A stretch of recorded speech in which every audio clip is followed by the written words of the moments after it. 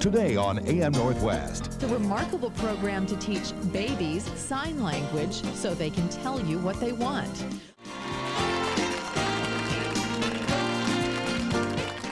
How would you like to communicate with your baby before he or she can even talk? Coming up, we have details about an exciting new program you can learn right at home for signing. It's after this. Well, wouldn't it be great if you could communicate with your baby before the little guy was even able to talk? Well, now you can, and we're going to show you how. Please welcome Joseph Garcia. Hi, Joseph. Joseph, how did this get started? Well, I was living up in Alaska, and I had some a social circle of some deaf friends of mine, and I noticed that they were signing with their infants a lot sooner than my hearing friends were trying to communicate effectively with their infants. So I decided to focus my research on when is there enough memory, dexterity, and cognitive ability to facilitate two-way communication between a parent and a child. Okay, let's talk about some of the reasons you think this is a positive thing. You think it's going to develop a tighter bond between parent and child, and also it will eliminate some of the whining and crying that babies do at a young age. Oh, the stress and frustration that is reduced because of good communication is pretty dramatic in your life. When you're talking about babies being frustrated because they understand the mechanics of life, but they can't really respond to that.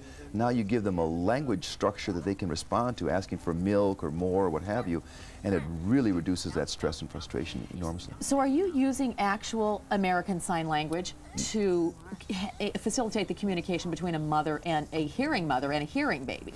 Yeah, I chose using ASL signs, of course, not just because it's the language of the deaf. It's a wonderful gift that the deaf have given us, of course, but it's also standardized across the country.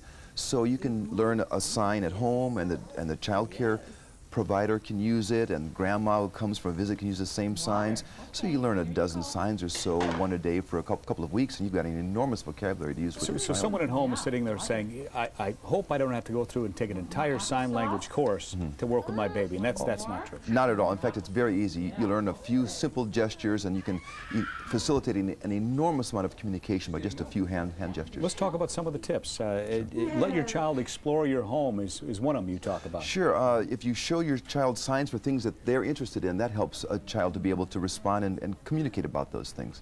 So when the child says or seems to be interested in a particular thing, maybe a ball or whatever, then do you show them the sign for that? Just volunteer it? Yes, you can. It's important not to try to teach signs to babies, but to just include those signs in your life and allow the child to observe, discover, and find them on their own terms. And that's what empowers your child with the language, is their discovery process. You shouldn't try to force feed signs to a child. There's a process you go through.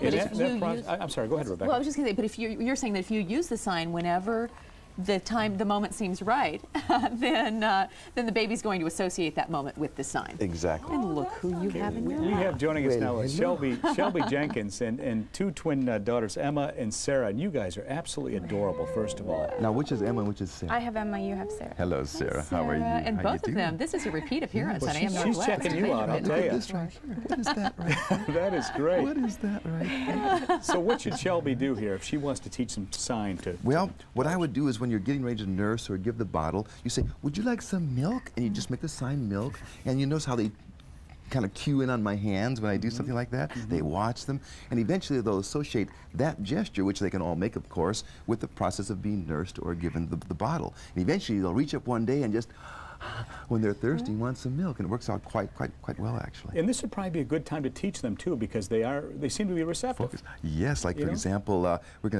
we have any crackers to eat with here? But there's nothing to eat here. Usually you should show the sign in context. It shouldn't be a lesson, but when you're about to give some crackers or whatever, you do the sign for eat or crackers. Is it still 2 fingers to go potty? Actually, there's a sign for that. Can you wait till the commercial break, please?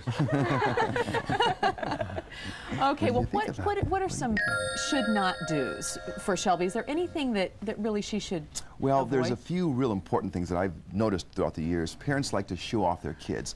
I say, don't show off your child. Sign in context only.